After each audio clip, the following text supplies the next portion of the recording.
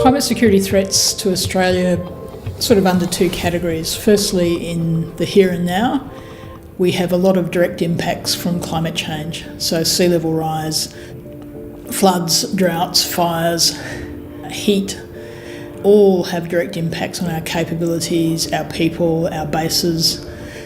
We are the largest Commonwealth landowner in Australia, and most of our bases, both Navy and air bases, are coastal. We've done quite a detailed study into their vulnerability to climate change, and these are impacting operations now. The other major climate change threat we're experiencing now is the requirement to do different types of missions and different numbers of missions. So we've seen a trend since the 1950s for more humanitarian and disaster relief missions. It's almost doubled since the 1950s. And we expect that trend will increase because the climate projections, both for Australia and our region, are for more extreme weather events.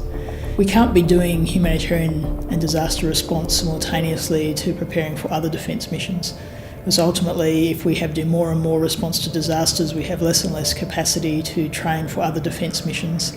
So going forward to the future, if we're not addressing climate change through mitigation and adaptation, you can see a future where potentially defence forces are overwhelmed with the requirement to respond to basic humanitarian responses, but also to deal with the whole range of complications that follow on from that.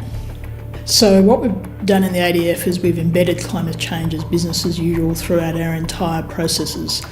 So we haven't quite completed that process yet, but certainly our white paper, our top policy document, talks about climate change. Our strategic planning processes are using climate change.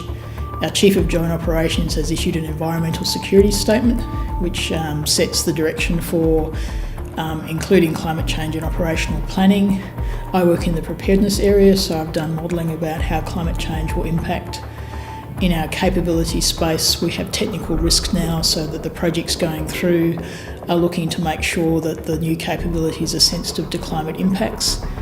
And the last piece is we're working for is the most important one, which is about processes about money.